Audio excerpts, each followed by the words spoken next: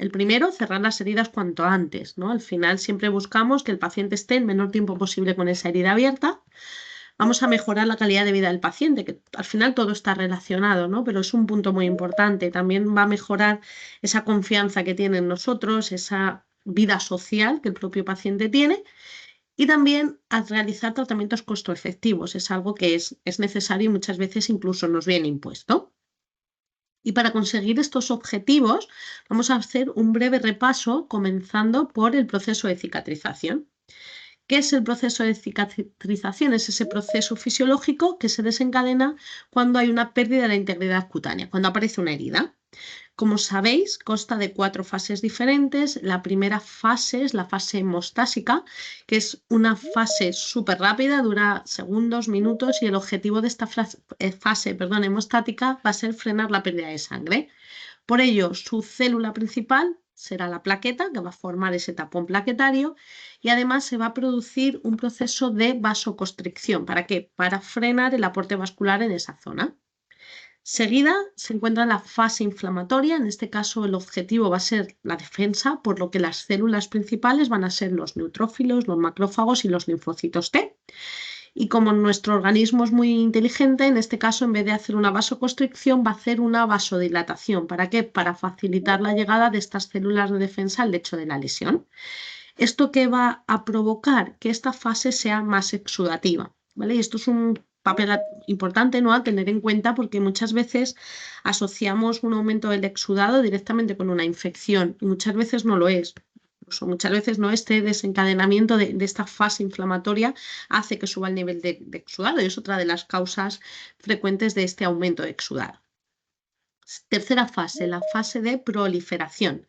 En esta fase tienen lugar 2 subprocesos. Por una parte, esa fibroplastia, formación de nuevo tejido, donde la célula principal va a ser el fibroblasto, y miofibroblasto, y si al nuevo tejido no le doy oxígeno, no le doy nutrientes, moriría, por lo que también tiene lugar el subproceso de angiogénesis o formación de nuevos vasos sanguíneos.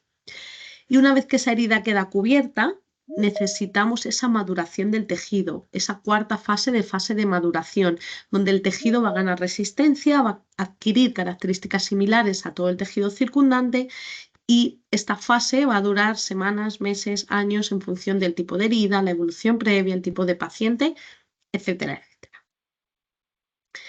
¿Y todos los pacientes van a cicatrizar igual? Pues desfavorablemente no. Vamos a encontrar pacientes sanos, sin comorbilidades asociadas, donde vamos a esperar que esa herida esté cicatrizada en aproximadamente 3 semanas. Vemos que esas fases del proceso de cicatrización van finalizando y dando lugar a la siguiente. Pero luego tenemos pacientes de edad avanzada o pacientes con ciertas comorbilidades, donde vamos a ver que aquí hay un proceso de cicatrización alterado. Ese proceso va a tender a quedarse estancado en esa fase inflamatoria, impidiendo seguir hacia las siguientes fases. ¿Y por qué? ¿Cuáles son las causas de esta inflamación prolongada? Bueno, pues se ha visto, ¿no?, ya se ha quedado reflejado en evidencia científica, que la edad avanzada es una de las principales causas. Simplemente por hacernos mayores vamos a tener un proceso de cicatrización más alterado, ¿no?, más enlentecido. Se calcula que incluso la piel envejecida tarda hasta 4 veces más en cicatrizar que la piel joven. La obesidad, bajo peso, malnutrición, la anemia, el abuso de tóxicos, la diabetes, la insuficiencia venosa crónica, la claudicación y la historia de enfermedad arterial.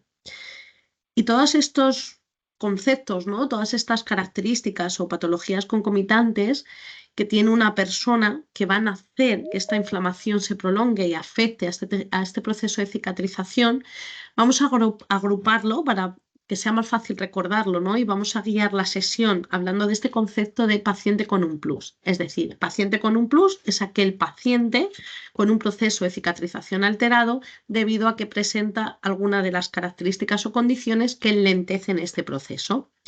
¿Y por qué un paciente con un plus va a tener esta dificultad en el proceso de cicatrización? Bueno, pues es debido a unas enzimas proteolíticas llamadas metaloproteasas o MMPs, que seguramente hayáis oído hablar en alguna ocasión de ellas. Y aquí os voy a lanzar la primera pregunta interactiva. Ana, por fin, ¿le puedes lanzar? Lo vais a ver en pantalla y simplemente tenéis que clicar en la opción que consideréis. Ya la tenemos, vea. Léela, Ana, por fin, que yo no la veo. Claro que sí. ¿Cómo actúan las metaloproteasas en la cicatrización de las heridas? A niveles superiores de metaloproteasas, mejores resultados de cicatrización. Actúan solo en personas de edad avanzada. A niveles superiores de metaloproteasas, peores resultados de cicatrización.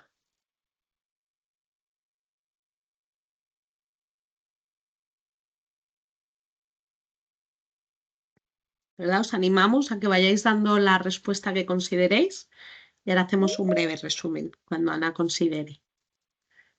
Esperamos un minuto más, un poquito más, pero está de momento 50-50, ¿eh?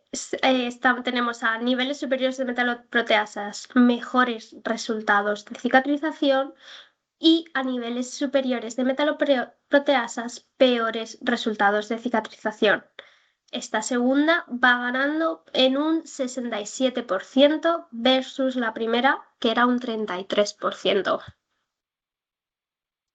Hay pelea, hay pelea. Hay pelea, sí. Pues sí, de momento va ganando la segunda a niveles superiores de metaloproteasas, peores resultados de cicatrización.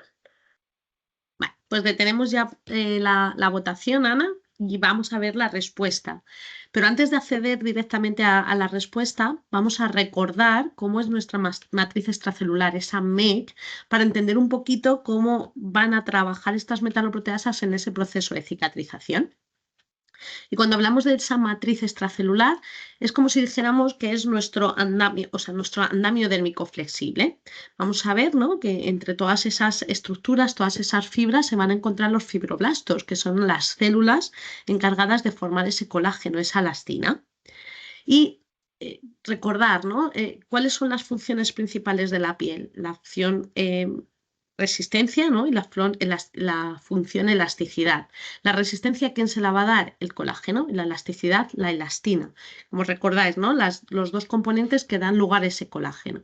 Ellos nos va a formar ese andamio que vamos a hacer el símil con ese andamio de bambú que utilizan en Asia, ¿vale? ¿Qué es lo que ocurre con el bambú? El bambú presenta resistencia, ¿no?, para evitar que ese andamio se caiga, pero a la vez es flexible para que un pequeño golpe, un pequeño movimiento no parta directamente ese bambú y pierda esa estructura. Lo mismo ocurre con el colágeno. Al final ese colágeno va a darle ese soporte, esa madurez o rigidez a la piel, pero también tiene esa flexibilidad, ¿no?, de tal forma que cualquier pequeño cambio no lo rompa. Pero al igual que ocurre con el bambú, al final termina pudriéndose, ¿no?, termina rompiéndose y tenemos que quitar un palito y colocar otro nuevo. Ocurre con el colágeno. Hay veces que se desintegra y necesitamos sustituir ese colágeno por un colágeno nuevo. Esto ocurre, por ejemplo, cuando hay una herida. ¿Y cómo vamos a conseguir este cambio, ¿no? ¿Cómo tiene lugar este proceso? Bueno, pues gracias a esas metaloproteasas. Y me diréis, ¿por qué pones aquí una excavadora? ¿Vale? Las metaloproteasas son enzimas proteolíticas que van a degradar ese tejido que nos va a ayudar en ese proceso de cicatrización. Es decir, son necesarias, son buenas y cuando están equilibradas van a degradar el tejido no viable para formar nuevo tejido, van a degradar los vasos sanguíneos deteriorados para que se puedan formar nuevos vasos y nos van a ir ayudando en esa aproximación de los bordes, porque además lanzan citoquinas proinflamatorias para pedir ayuda, ¿no?, para que vengan más. Esto es cuando están en niveles equilibrados, pero ¿qué es lo que ocurre? Que hay ciertas situaciones donde vamos a encontrar niveles en exceso, ¿no? Vamos a encontrar niveles muy elevados de estas metaloproteasas y aquí es donde viene el problema. Cuando nosotros las tenemos en exceso, ya no saben cuándo tienen que parar su función y siguen degradando, degradando, degradando el tejido malo y el tejido neoformado. Y aquí es donde mantienen esa herida en el proceso en la fase, perdón, de inflamación, prolongando ese proceso de cierre. Por lo que la respuesta correcta es la que iba ganando, que es ese a un nivel aumentado de metaloproteasas dificulta el proceso de cicatrización. ¿Y por qué hablábamos antes del paciente con un plus, ¿no? Porque decíamos que todas estas condiciones o características de la persona van a dificultar este proceso. Bueno, pues al final cualquier presencia de cualquiera de estas características o condiciones van a elevar los niveles de metaloproteasas de base. Incluso dependiendo de la propia etiología de la herida, se reporta ya una elevación de metaloproteasas. Es decir, una úlcera venosa, simplemente por ser una úlcera de etiología venosa, presenta una elevación de metaloproteasas por 10, por 25 cuando hablamos de una lesión por presión y por 65 cuando hablamos de una lesión, o sea, una úlcera de pie diabético, ¿vale? Entonces, recordar, cada vez que veáis una úlcera venosa, una lesión por presión o una úlcera por pie diabético, pensar ya también en este aumento de metaloproteasas, en este proceso de cicatrización alterado. Y como consecuencias, ¿qué vamos a encontrar? Bueno, pues aparte de la ya nombrada cronicidad de esas lesiones o estancamiento, vamos a ver mayor presencia, ¿no? y riesgo de infección de biofilm y de detritus, mayor riesgo de amputación, mayor riesgo, ¿no? de incluso muerte muchas veces y una pérdida de la calidad de vida del paciente, ¿vale? Todo esto al final juega un papel importante en esos 3 objetivos que nos marcábamos al inicio de la sesión. Y vamos a empezar a hablar un poquito ya del tratamiento. Y cuando hablamos del tratamiento de toda lesión, tenemos que pensar siempre en el tratamiento integral, ese tratamiento tanto local como etiológico de la lesión. Y vamos a comenzar hablando de ese tratamiento local. Y cuando tratamos a nivel local una herida, tenemos que tener en cuenta diferentes pasos, ¿no? o etapas o acciones a llevar a cabo. Esa limpieza y desbridamiento de las heridas, el abordaje, ¿no? de ese exudado y piel perilesional, el manejo de la infección y la promoción de la cicatrización. ¿Vale? Con ello, esas siglas vemos el LEIP. Pero si nosotros las damos la vuelta, vamos a tener un acrónimo muy fácil de recordar cuando hablamos de heridas, que es el acrónimo PIEL, ¿vale? Que nos va a contemplar estas 4 etapas, estas 4 fases. Y no es que tenga muy buena imaginación, sino que este acrónimo está incluido dentro de un protocolo de abordaje del paciente de edad avanzada con heridas, ¿vale? Para que nos sirva como guía de este tratamiento, el cual ha recibido el interés, ¿no? científico por la GNAU, por la Sociedad Española de Enfermería Geriátrica y Gerontología. Y vamos a ir viendo cada una de ellas. Vamos a empezar por el orden que hemos visto al principio, ¿vale? Por los pasos que seguimos a la hora de curar. Y por ello vamos a empezar abordando esa limpieza y desbridamiento de la herida. Y aquí os presento una cocina. No sé si cocinaríais en ella, si comeríais lo cocinado en esta cocina. Yo creo que a mí al menos me costaría bastante, ¿vale? Vamos a hacer el símil de esta cocina con esa herida que entra por nuestra consulta, ¿vale? Imaginaros una de las heridas que veis en consulta y vamos a hacerla el símil con esa suciedad que presenta la lesión. Y para ello os voy a lanzar ahora la segunda pregunta interactiva, ¿vale? Vais a ver 11 imágenes en pantalla y quiero que más o menos memoricéis cuántas de ellas consideráis que están sucias y cuántas de ellas consideráis que están limpias, ¿vale? La segunda, la tercera, la cuarta, la quinta, la sexta, la séptima, la octava, la novena, la décima y la última. Ana, cuando puedas, lanza la pregunta.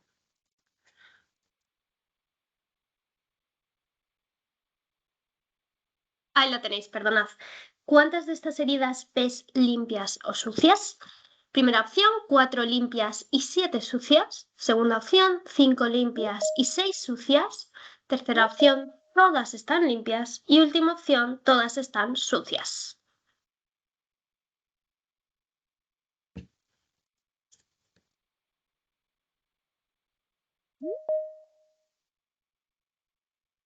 Pues de momento vamos ganando con 5 limpias, 6 sucias, con un 67% de las respuestas.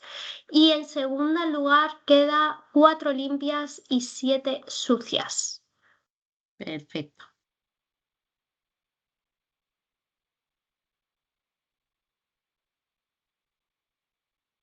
Hemos cambiado ahora y va ganando con un 70%, 4 limpias y 7 sucias. Y con un 30%, 5 limpias, 6 sucias y un 10% de las votaciones se van a todas sucias. Me dices, Bea.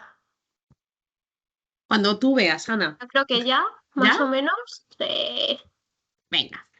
Pues bueno, una pregunta un poquito trampa, porque no hay herida limpia, todas las heridas están sucias. Al final, en toda herida hay tejido desvitalizado, hay restos de tratamientos y hay restos incluso de nuestro propio sistema inmune, ¿no? Por ello, siempre va a haber una contaminación en esa herida que nos lleva, ¿no? a esa no limpieza de la lesión.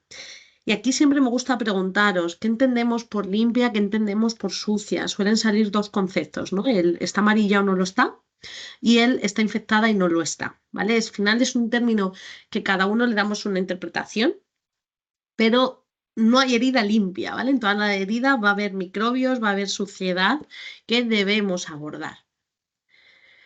Y esto no lo digo yo ahora, ¿vale? Lo dicen diferentes guías, publicaciones, consensos, donde los indican, ¿no? Al final, todo ese tejido esvitalizado que hay sobre la herida nos aumenta el riesgo de infección, nos aumenta ese riesgo de formación y presencia de biofil, nos dificulta el proceso de cicatrización.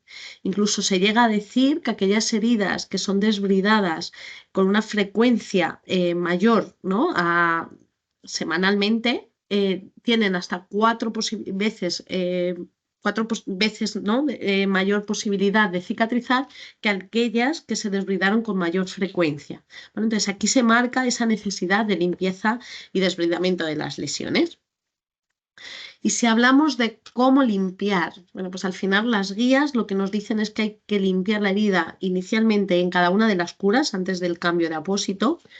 Como norma general siempre se decía con suero fisiológico o agua potable. Actualmente lo que nos dicen es hay que valorar la situación de cada herida y cada paciente y elegir la solución a utilizar más adecuada en cada caso, a temperatura ambiente y con una presión efectiva, es decir, que me permita arrastrar todo ese tejido desvitalizado respetando ese tejido sano.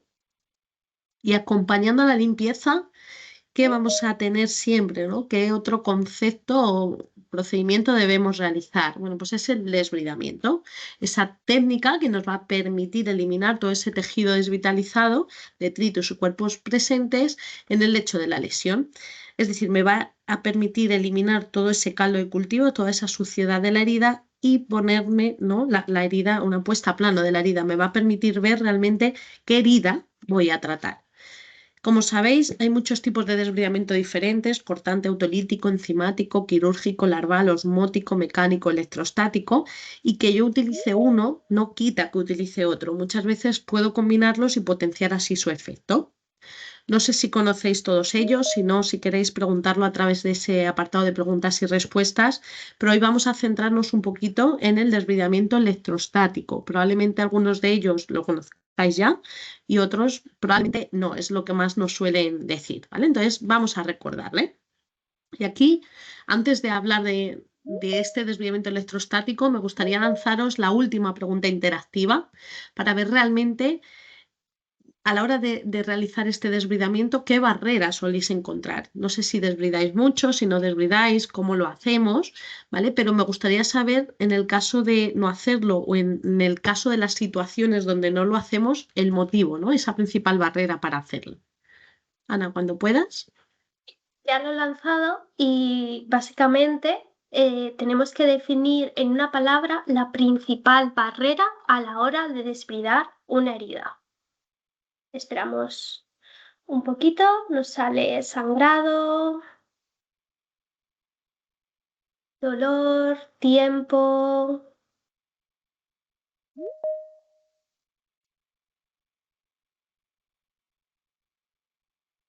Dolor es el que está dando más personas, nos están enviando. También conocimiento, placa, pero va ganando el dolor. Sí, sangrado. Yo creo que más o menos Esas son las respuestas que Se tenemos, Bea. concentran ahí. Perfecto.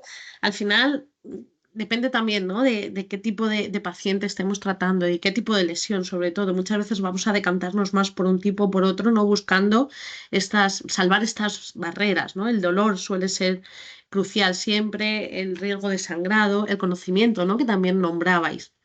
Pero voy a explicaros realmente qué es el desbridamiento electrostático y luego si queréis me comentáis si lo habéis utilizado o no. Este desbridamiento electrostático es llevado a cabo por unas fibras de poliacrilato de amonio. Os explico más o menos cómo funciona. Estas fibras tienen una alta densidad de cargas negativas, mientras que todo ese tejido es vitalizado, esas bacterias, todo ese esfacelo de detritus que hay sobre la lesión está cargado de forma positiva. Entonces hay una interacción, ¿no? de esas cargas, una interacción electrostática que atrae, ¿no? todo ese tejido muerto y se lo lleva consigo, estas fibras. Es como si actuara como una especie de imán, ¿vale? Hay una atracción y cuando yo retiro las fibras se llevan todo ese tejido muerto. Estas fibras, ¿dónde podemos encontrarlas? Es decir, ¿cómo puedo yo llegar a hacer este desbridamiento electrostático? Bueno, pues están presentes en 3 apósitos de Urgomedical, que son Urgoclean, Urgoclean Plata y Urgostar Plus. Es decir, estos apósitos tienen estas fibras de poliacrilato de amonio que nos van a realizar este desbridamiento constante y selectivo, es decir, solamente se van a llevar aquel tejido desvitalizado, aquel tejido no viable, y lo van a hacer de forma continua y mantenida. Es decir, entre cura y cura que nosotros realizamos, donde si podemos vamos a darle un toque, ¿no? de desbridamiento cortante, el apósito sigue desbridando por nosotros, ¿vale? Nos va a mantener la herida limpia y desbridada de forma continua. Pero estas fibras además tienen otras características, otras acciones, ¿no? adicionales. Vamos a ver que se retiran en una sola pieza, se retiran en monobloque, es decir, no nos va a dejar ningún resto sobre el lecho de la herida, incluso si yo tengo una herida cavitada donde hago una mecha, ¿no? por ejemplo, y lo introduzco dentro de la lesión, no se va a partir, no me va a dejar ningún resto del apósito, ¿vale? Gracias a la resistencia que le dan los núcleos acrílicos de las fibras. Además, van a absorber y retener el exudado de forma vertical, incluso bajo compresión, ¿vale? Evitando así que se derrame, ¿no? y se macere la lesión. Y también tienen cierta capacidad bacteriostática y hemostática, ¿vale? Entonces, recordar, el principal foco que estamos hablando hoy de estas fibras es ese desbridamiento electrostático continuo y selectivo, pero además tiene estas otras características. Y una vez aplicada esta limpieza, este desbridamiento de mi herida, así ha quedado mi cocina, ¿no? La cocina que veíamos anteriormente la he limpiado, se me ha quedado así, así se quedaría esa herida que entra en la puerta de vuestra consulta. Y vamos a seguir hablando de ese exudado y piel perilesional. Y cuando hablamos del exudado, es ese fluido de consistencia acuosa, ¿no? también fisiológico, que aparece cuando se produce una herida. Puede variar en composición, densidad y color en función de la etiología de la lesión muchas veces. Y normalmente vamos a encontrar alguna condición que nos va a llevar, ¿no? a esa elevación. Como ya nombrábamos antes, bueno, pues un proceso de infección suele aumentar el nivel de exudado. También muchas veces esa fase inflamatoria, como ya hemos visto, y incluso alguna etiología, ¿no? Si yo os preguntara cuál es más exudativa, una úlcera venosa o una úlcera arterial, claramente la venosa, ¿no? Debido a esa enfermedad venosa crónica. Entonces, realmente es fisiológico y tiene que haberlo, y lo que tenemos que hacer es controlar el volumen en el que se encuentra, ¿vale? Me gusta compararlo con una planta, cada planta necesita su aporte concreto de agua. Cuando yo riego a mi planta con la cantidad adecuada, mi planta vive feliz. Si yo no la riego, ¿no? Se muere, se seca y se muere. Si yo la riego en exceso, al final termina ahogándose y muriendo también, ¿vale? Entonces necesitamos ese nivel adecuado de exudado. Y cuando yo tengo un exudado abundante, ¿cómo lo gestiono? ¿No? Necesito gestionar este volumen, pero ¿me centro simplemente en la absorción del exudado? No, ¿vale? Aquí si lo comparo con una gotera en el techo de la habitación donde estoy, porque se me ha roto una tubería, no me serviría de nada colocar un cubo en el suelo, cuando se llene el cubo vaciarle, volverla a colocar, vaciarle. volverla a colocar, podría estar así de forma infinita. ¿Qué necesito? Arreglar la tubería. Pues esto ocurre al final con el exudado de las heridas. No me sirve de nada utilizar el mejor apósito absorbente del mundo, sino lo que tengo que hacer es tratar la causa que me está llevando a ese aumento del nivel de exudado, ya sea esa infección, ya sea esa etiología venosa, ya sea esa inflamación de la lesión. ¿Vale? Así sí habremos gestionado este problema de exceso de exudado. Y vamos a por la tercera letra, esa I de infección. Y cuando hablamos de la infección, me gustaría recordar que el diagnóstico de la infección es un diagnóstico meramente clínico.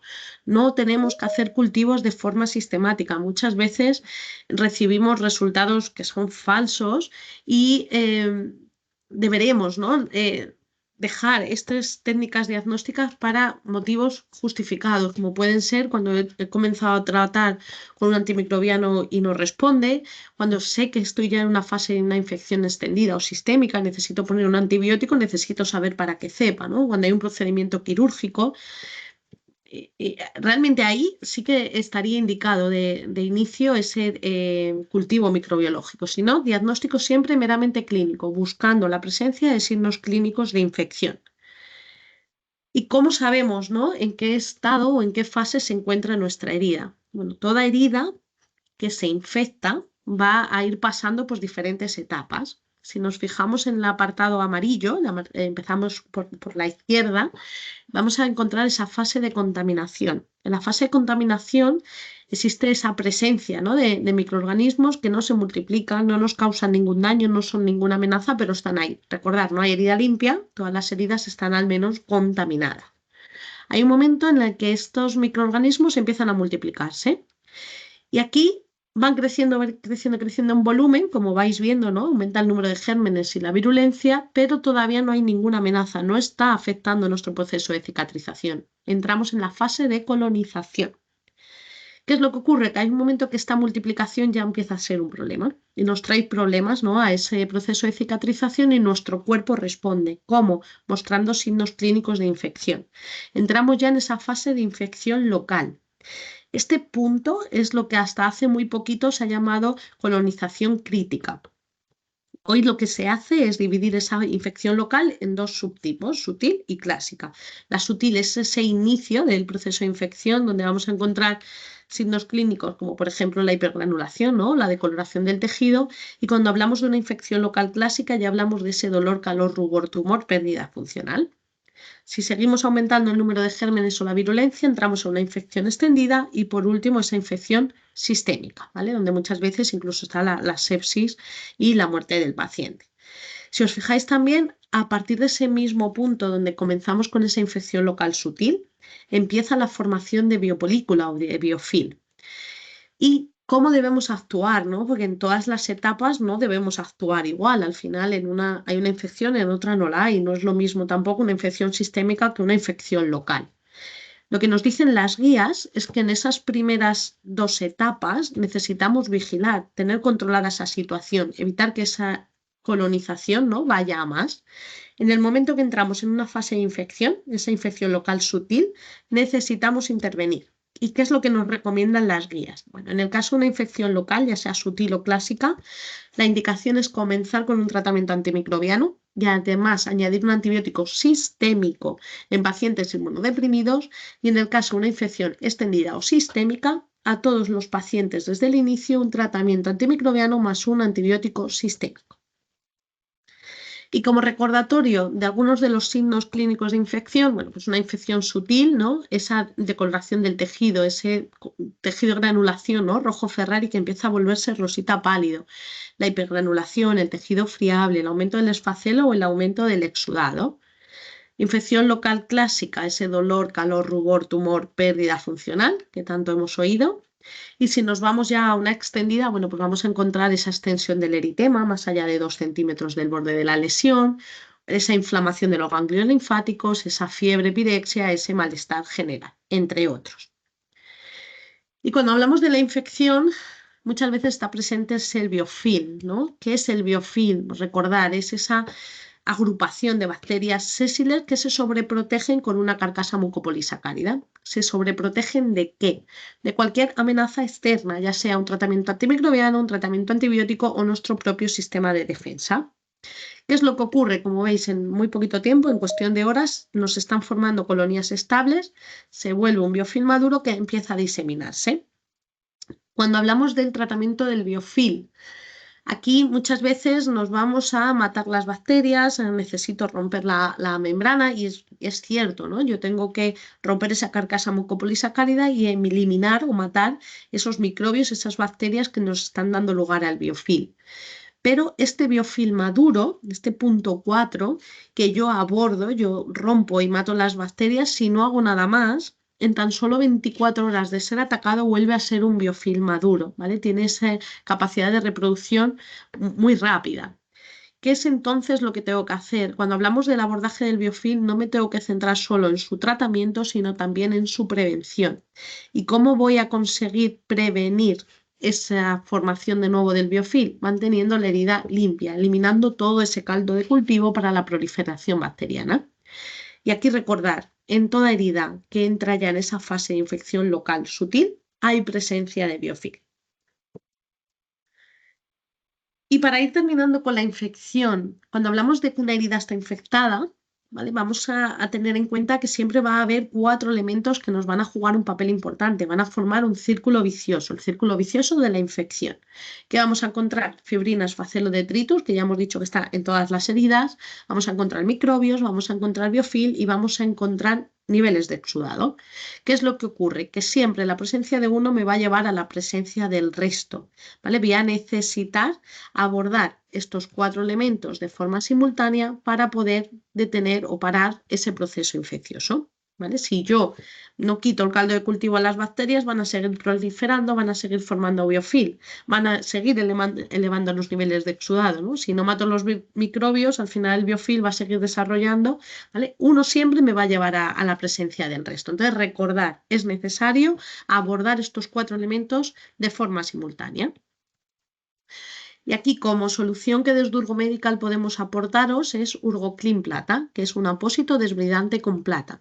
Realmente, si lo definimos de otra forma, es un apósito con 2 tecnologías exclusivas. Por una parte, la tecnología TLCAG, en este caso no me voy a parar mucho aquí, pero seguramente hayáis oído hablar de la tecnología lípido coloide o TLC, que es la tecnología patentada por Urgo Medical, que simplemente por estar presente nos va a crear ese ambiente húmedo para la cicatrización, nos va a realizar una proliferación natural de fibroblastos, es decir, ya tiene cierto carácter cicatrizante y va a hacer que no se pierda el impregnado del apósito, por lo que no se va a secar, no se va a quedar pegado y la retirada va a ser atraumática e indolora. Entra aquí otro punto que hemos visto antes en la barrera del desbridamiento, ¿no? Que decíamos, el dolor.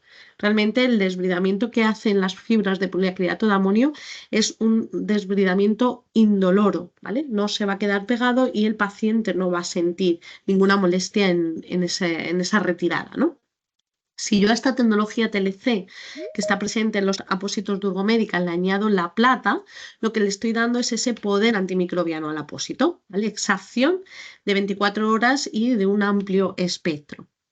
Si yo además a esta tecnología TLC le añado la otra tecnología exclusiva, que son esas fibras de poliacrilato de amonio de las que ya hemos hablado antes, voy a conseguir ese desbridamiento continuo y selectivo, ¿vale? Además de esa retirada monobloque, de ese poder hemostático, bacteriostático, etcétera, ¿vale? Pero al final, el hecho de llamarle apósito desbridante con plata es por ese poder desbridante que le dan las fibras de poliacrilato de amonio y ese efecto antimicrobiano que le da la tecnología TLCAG. ¿Y cómo trata el biofilm? Bueno, pues estas fibras, cuando entran en contacto con el exudado de la herida, lo van a absorber, van a gelificar y se van a expandir. Y ese movimiento mecánico va a hacer que la carcasa mucopolisacárida del biofilm se rompa y permita, ¿no?, que esa tecnología TLCAG ataque las bacterias, ¿vale? Y además, como se está realizando ese desbridamiento continuo, esa limpieza continua de la herida, está previniendo esa reformación del biofilm, por lo que está abordando de forma íntegra ese círculo vicioso de la infección. ¿Cuáles serían entonces las indicaciones? Bueno, pues toda herida infectada, ya sea plana o cavitada, porque es un apósito que puede y debe recortarse en algunas ocasiones, luego lo veremos, y tengan o no fibrina o esfacelo, recordad, la presencia de esas fibras me va a desbridar de forma continua toda la lesión. Y en Urgomedical la evidencia es una pieza clave. Cualquier mensaje que se dice de cualquiera de los productos tiene estudios científicos detrás que lo avalan. Esta es la pirámide de la evidencia de Urgoclean Plata. No me voy a parar a ella, ¿vale? Veis que hay diferentes estudios con diferentes objetivos, todos ellos estudios de calidad que demuestran, entre otras cosas, cómo se aborda este círculo vicioso de la infección. Y la última pregunta referente a esta I de infección sería ¿cómo utilizáis los apósitos de plata? ¿Vale? Aquí me gusta preguntaros siempre ¿cuánto tiempo lo utilizáis? ¿Os marcáis un tope? ¿No os le marcáis? ¿Qué buscáis? Realmente el International Europe Group lo que nos dicen es que cuando nosotros tenemos una herida infectada y decidimos abordarla, ¿no?, con un apósito de plata, a las 2 semanas tengo que valorar en qué situación se encuentra mi herida y voy a encontrar 3 posibles escenarios. El primero de ellos, esa herida que ha mejorado donde ya no hay signos clínicos de infección. Mi objetivo está cumplido, que necesito quitar la plata y cambiar a otro apósito que me ayude a cerrar la herida. Segunda situación, la herida que está mejorando, pero todavía tiene algún signo clínico de infección. ¿Qué hago ahí? Realmente el apósito está siendo efectivo, pero necesita más tiempo. Voy a mantener el apósito de plata y voy a realizar una nueva evaluación para ver el estado, ¿no?, en el que se encuentra. Y probablemente en esa nueva evaluación esté en la misma situación.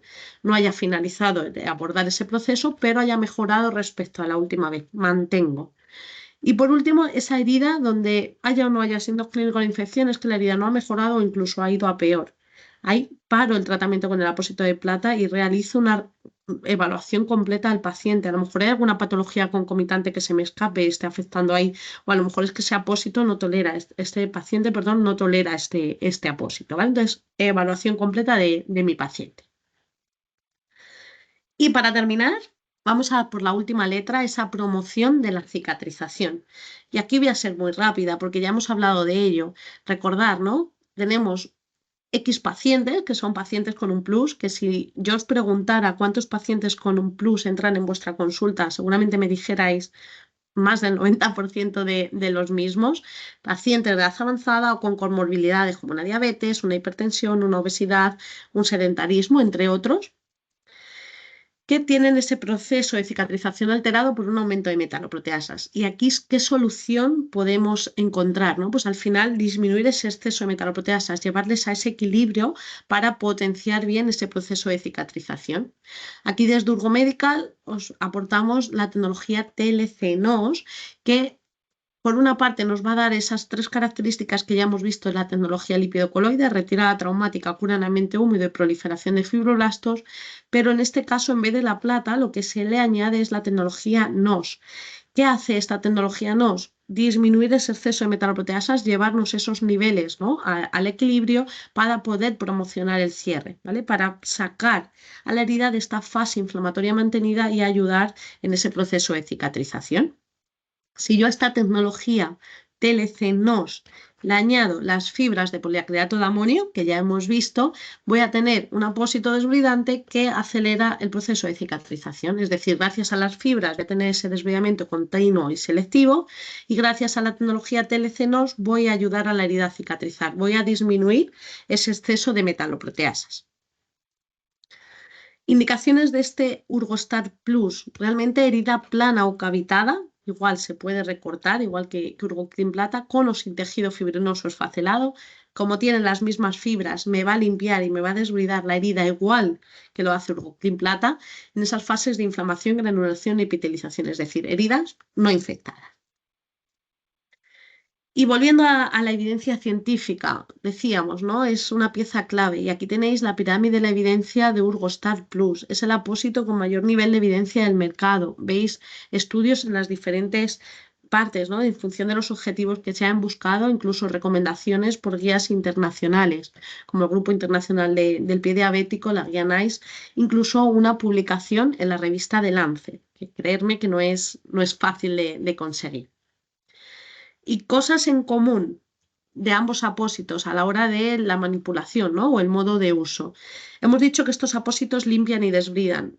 ¿Me ahorro este paso de limpiar y desbridar la herida? No, ¿vale? La herida hay que seguir limpiándola antes de colocar cada uno de los apósitos. La humedad. Necesitan cierto grado de humedad para activar la tecnología. Si yo tengo una herida que exuda, ese exudado es suficiente para activar esta tecnología, pero si tengo una herida sequita, necesito añadirle 2 o 3 gotitas de hidrogel. Como ya hemos dicho, son apósitos que se pueden, incluso muchas veces se deben, recortar.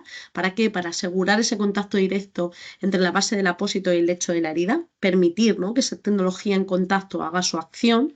Y aquí entra en juego también el otro punto del contacto directo. Muchas veces nos consultáis si podéis aplicar productos o tratamientos tópicos entre el apósito y la herida.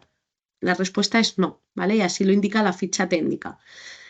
Realmente, si yo aplico un tratamiento entre medias, no voy a dejar esa tecnología actuar, no voy a dejar ese contacto directo y además no podemos descartar que haya una interacción que luego no sepamos a qué se debe.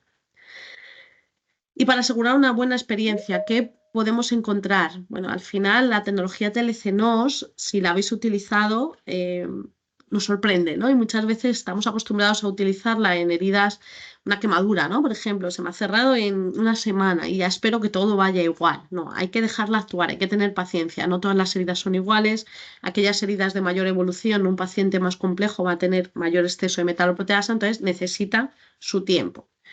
A veces vais a encontrar, ¿no?, que el exudado es marrón, más denso y a veces nos asusta. Al contrario, realmente es una señal de buena evolución.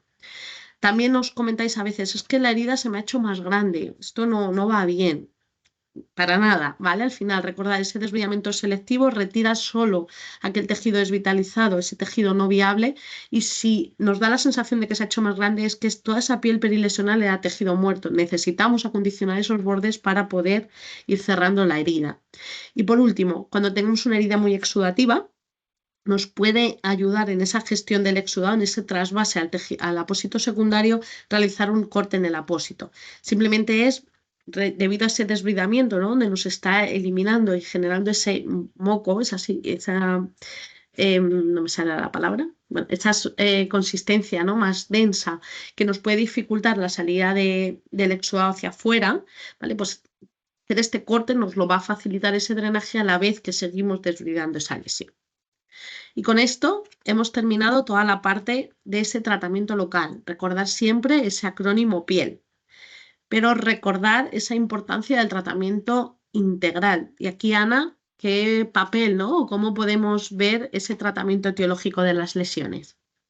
Pues lo vemos ahora. Voy a compartir un momento. Aquí tenéis. ¿Es mi pantalla? Sí. Muy bien. Pues efectivamente, nosotros debemos hacer un tratamiento etiológico de las heridas que tengamos, ¿no? Al final tenemos que tratar la causa de esa herida. Y para ello, ¿cómo lo vamos a hacer? Pues depende del paciente que tengamos delante y de la herida que tengamos delante. Entonces, por ejemplo, en pacientes diabéticos, lo más frecuente es que nos encontremos úlceras de pie diabético. En este caso, el tratamiento etiológico, además de ese control de la glucemia y el control vascular, va a ser el tratamiento con descargas. Por otro lado, con pacientes inmovilizados, seguramente lo que más nos vayamos a encontrar sean lesiones por presión. En este caso, el tratamiento etiológico va a ser el alivio de esas presiones. Y por último, en pacientes con hipertensión venosa, nos vamos a encontrar seguramente una úlcera venosa. En este caso, el tratamiento etiológico será la terapia compresiva. Y hoy nos vamos a centrar en este tipo de pacientes con úlceras venosas. Las úlceras venosas están provocadas por la enfermedad venosa crónica, que es la incapacidad de las venas para realizar el adecuado retorno de la sangre hacia el corazón.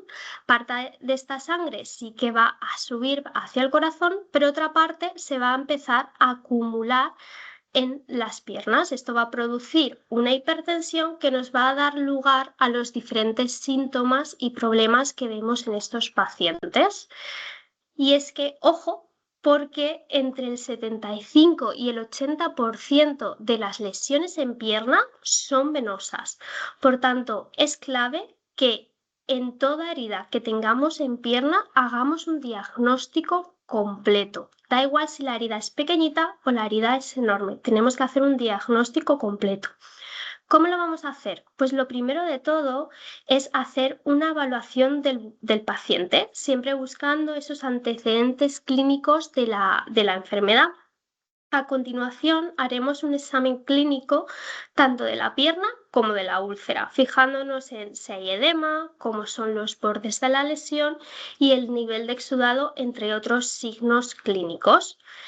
A continuación, es muy importante descartar la presencia de enfermedad arterial periférica. Para ello, en primer lugar, siempre haremos esa palpación de pulsos distales. Será el pulso medio y el tibial posterior.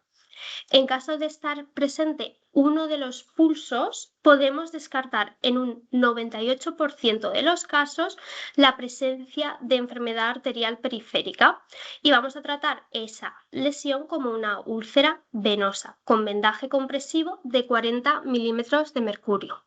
Y digo, que nos basta uno de los pulsos porque aproximadamente el 10% de la población tiene el pulso pedio ausente. Pero ¿qué pasa si no encontramos pulsos? ¿Qué hacemos? Pues lo siguiente que haremos será hacer la prueba de ITB o índice tobillo-brazo. Esta prueba nos va a dar un valor. Si estamos entre 0,8 y 1,3 nos lleva a una úlcera venosa. Como hemos dicho, la vamos a abordar con terapia compresiva de 40 milímetros de mercurio. Si estamos entre 0,6 y 0,79 estaremos ante una úlcera venosa con componente arterial, que en este caso utilizaremos también terapia compresiva, pero en vez de 40 bajamos a 20 milímetros de mercurio. ¿Y qué pasa si nos da valores menores de 0,6 o mayores de 1,3? Lo que tendremos que hacer es derivar al servicio vascular, en el que harán técnicas diagnósticas adicionales. Y como hemos dicho, el tratamiento de una úlcera venosa siempre va a ser el vendaje compresiva. Pero, ¿todos los sistemas compresivos son iguales? Pues la respuesta es no, ¿vale? Por una parte vamos a tener las vendas inelásticas o de baja elasticidad que nos van a dar una alta presión en movimiento pero una baja presión en reposo. Luego tenemos los vendajes elásticos que nos van a dar una presión constante, tanto en reposo como en movimiento. El problema de esto es que va a ser muy poco confortable para el paciente. Y por último tenemos los vendajes multicomponentes que se componen de un componente elástico y otro de baja elasticidad. Esta combinación nos va a dar una compresión óptima, una alta presión con efecto masaje en movimiento y una presión moderada en reposo, de tal forma que vamos a conseguir garantizar la presión terapéutica las 24 horas del día independientemente de la actividad del paciente. ¿Qué vendajes multicomponentes tenemos? Pues por una parte tenemos Urgoca-1 y por otra parte Urgoca-2, que seguramente muchos de vosotros ya habéis utilizado uno de estos dos sistemas. ¿Qué nos dicen las guías de práctica clínica, tanto a nivel nacional como a nivel internacional? Pues que el vendaje multicomponente es la terapia de elección para el tratamiento de las úlceras venosas, ya que es capaz de mantener la presión y la rigidez a lo largo del tiempo independientemente de la actividad de nuestro paciente. Para ir finalizando un poco a modo resumen, vamos a ver un algoritmo de tratamiento. Importante, lo primero que vamos a hacer siempre es esa valoración integral del paciente. Aquí vamos a distinguir entre pacientes sin comorbilidades, pues ese paciente joven que no tiene ningún problema a la hora de cicatrizar y que normalmente cicatriza pues en tiempo aproximado de 3 semanas, Y por otro lado, tenemos ese paciente con comorbilidades mayor o como hemos llamado paciente con un plus, que sí que tiene esa dificultad en la cicatrización. Si nos centramos en este tipo de pacientes, por un lado vamos a hacer ese tratamiento local. Y la primera pregunta que siempre nos vamos a hacer es si hay signos clínicos de infección. Si tenemos signos clínicos de infección, trataremos esa herida con antimicrobianos. Como hemos dicho, desde Urgomédica tenemos Urgoclean Plata, ese desbridante con plata. Si nuestra herida no tiene signos clínicos de infección, no tiene infección, nuestro objetivo va a cambiar. Nuestro objetivo va a ser que la herida cierre cuanto antes. Y para ello tenemos la tecnología Telecenos, que como ha explicado Bea, nos va a ayudar a reducir esas metaloproteasas elevadas en los pacientes con un plus, reduciendo así el tiempo de cicatrización.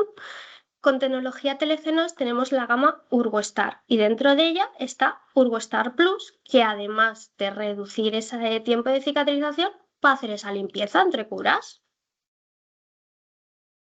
Y que se me olvidaba, pero no deberíamos olvidarlo, también debemos hacer ese tratamiento etiológico, ¿no? Tratar la causa de la lesión que tenemos delante. Por un lado, si tenemos una úlcera de pie diabético, siempre vamos a hacer ese control de la glucemia, control vascular y un tratamiento con descargas. Si estamos ante un paciente que tiene una lesión por presión, siempre deberemos hacer ese alivio de presiones. Y por último, si estamos ante una úlcera venosa, necesitaremos terapia compresiva multicomponente, URGOK1 o URGOK2. Siguiendo este algoritmo, habríamos conseguido esos objetivos que nos habíamos marcado al inicio de la sesión. Vamos a conseguir cerrar las heridas cuanto antes, mejorar la calidad de vida del paciente y poner en práctica tratamientos coste efectivos. Pero ojo, no nos olvidemos que esa evidencia científica que presentan los tratamientos es el criterio que debe guiar nuestras decisiones terapéuticas. ¿Para qué? Para tener la confianza de que cuando yo estoy realizando ese tratamiento en la herida, voy a lograr el objetivo que me he marcado. Entonces, un poco resumen de las ideas claves. Lo primero, siempre vamos a hacer un abordaje integral del paciente. Recordad, no estamos curando heridas, sino estamos curando personas que tienen una herida. Por otro lado, el acrónimo PIEL nos va a ayudar en la cura local de cualquier tipo de herida. También necesitamos recordar que no existe herida limpia. Todas las heridas están sucias y necesitamos mantenerlas limpias de manera continua. Ese paciente con un plus es el paciente que tiene una dificultad en la cicatrización por ese exceso de metaloproteasas.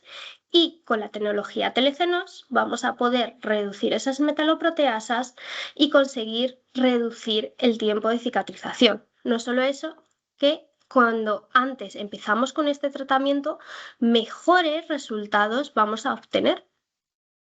Por último, la terapia compresiva multicomponente es el tratamiento de elección para las úlceras venosas. Y para finalizar, como una imagen vale más que 1000 palabras, vamos a ver un caso clínico.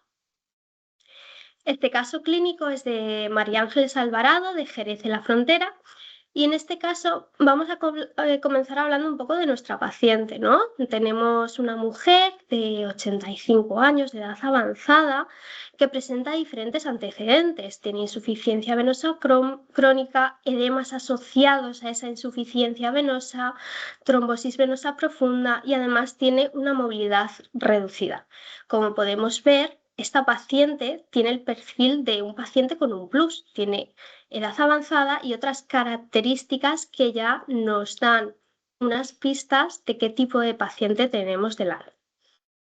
Si nos vamos a la herida, podemos ver que es una lesión en miembro inferior izquierdo de 1,5 años de evolución. Esta lesión es de 6 por 4 centímetros y si nos vamos al lecho podemos ver que presenta abundante tejido esfacelado y que está además muy adherido al lecho.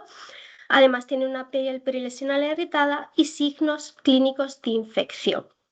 En este caso, a la paciente no se le palparon pulsos, así que se hizo un ITB y nos dio un valor de 0,7, es decir, estamos ante una úlcera venosa con componente arterial. Esto tenemos que tenerlo en cuenta a la hora de hacer ese tratamiento. Entonces, a la hora del tratamiento, a nivel local, como tenía esos signos de infección, se utilizó Urgoclin Plata. Junto a Urgoclin Plata se puso la terapia multicomponente Urgocados Lite. Con Urgocados Lite vamos a dar 20 milímetros de mercurio. ¿Por qué? Porque estamos ante una úlcera venosa con componente arterial. Además, también se hizo esa protección de la piel perilesional. A las 2 semanas, esos signos clínicos de infección desaparecen y cambiamos ese tratamiento local. Y lo vamos a cambiar a Urgostar Plus Pad. ¿Para qué? Pues para acelerar esa cicatrización de la herida, que se cierre más rápido. ¿Y seguimos con compresión? Pues sí, seguimos con Urgocados Lite. Es más, al mes del inicio del tratamiento se empieza a aplicar ácidos grasos hiperoxigenados, que en este caso fue con Corpitol. Seguimos con el mismo tratamiento hasta el cierre de la lesión en el día 57, es decir, a los 2 meses de tratamiento. Una vez cerrada la herida, se mantiene el vendaje compresivo para 2 semanas para fortalecer ese nuevo tejido que se ha creado. Pasadas esas 2 semanas, ya cambiamos a esas medias compresivas. De tal forma que una lesión de 1,5 años de evolución conseguimos cerrarla en tan solo 2 meses. Y ya para finalizar, no sé si tenéis alguna pregunta, recordaros que tenéis en la parte superior el apartado de PIR donde podéis mandar vuestras preguntas. Veo que sí que hay preguntas, Ana. Os animamos a que realicéis todas aquellas que queráis. ¿Vale? Pero mira, te lanzo la primera, Ana. Si la herida está infectada, ¿se puede iniciar la compresión ese día o previamente hay que dar antibiótico? Bueno, el caso lo ha reflejado, pero te dejo que Sí. respondas. Pues efectivamente, si la herida está infectada, nosotros podemos comenzar la compresión desde el primer día. A nivel local trataremos esa infección con productos antimicrobianos, pero la compresión se empieza desde ese primer día. No hay problema. Perfecto, no es una contraindicación al final. Y Eso es. relacionado también con esto, que también se ha visto en el caso, hay otra pregunta sobre el uso de Urgostar debajo del vendaje. Sin problema, tanto Urgostar Contact como Urgostar Plus Pad se puede utilizar debajo del vendaje. Es más, os lo recomiendo porque va a ayudar a esa cicatrización y va a potenciar el efecto. Son las 5, pero venga, vamos a responder 2 más, muy rápido. Veo aquí una que dice, tengo un paciente joven con una herida que me cuesta cicatrizar, pero es diabético. ¿Podría considerarse un paciente con un plus? No podría. Es un paciente con un plus, ¿vale? Al final, los pacientes de edad avanzada, simplemente por la edad, independientemente que, aunque no tuvieran ninguna otra patología, ya son pacientes con un plus. En este caso hablamos de un paciente joven que por la edad no lo es, pero sí que presenta esa diabetes mellitus. O sea, es un paciente con un plus, aunque sea una persona joven. Por lo que a la hora de abordar esa herida, piensa siempre en ese concepto de un paciente con un plus. Y a ver, de las que hay que sean rapiditas. Vale, mira, hay 2 de desbridamiento. Una nos dicen, ¿puedo desbridar con cureta aunque esté utilizando Urgostar Plus? Y luego la limpieza Urgostar Plata y Urgostar Plus es igual, Urgoclean Plata y Urgostar Plus. La limpieza y el desbridamiento es exactamente la misma porque las fibras de poliacretato de amonio son iguales en ambos apósitos, es decir, van a limpiarnos y desbridarnos la herida de forma continua y de forma selectiva uno y otro. Y a la hora de el desbridar con cureta o bisturí, ese desbridamiento cortante previo, ¿no? Y entre el uso de estos apósitos, no es que haya problema, es que debemos, siempre que tengamos un paciente apto a desbridamiento, es decir, aquella herida que no sea una herida de etiología arterial, ¿no? Por ejemplo, donde nosotros podamos desbridar, debemos utilizar de forma conjunta ambos desbridamientos. ¿Y cuánto tiempo se pueden dejar los apósitos? Hasta 7 días, ¿vale? Siempre vamos a hacer el cambio en función de los niveles de exudado de la herida.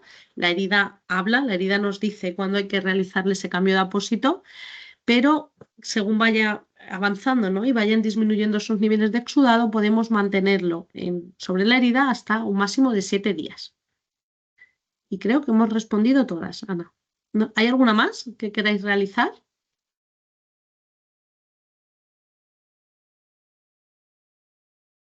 Más o menos. ¿No? Bueno, vais a recibir posteriormente, a lo largo de estos días, las preguntas resueltas, ¿no? La contestación a las preguntas para que lo tengáis también de base y vais a recibir la grabación de la sesión de hoy para que la podáis tener a mano siempre que lo consideréis necesario. ¿Vale? Por nuestra parte, nada más. Agradeceros otra vez este ratito que hemos pasado hoy todos juntos. Si surgen preguntas, podéis responder al email que recibáis, haciéndonos las preguntas que consideréis y seguro que en algún momento nos vamos encontrando con todos vosotros. Muchísimas gracias.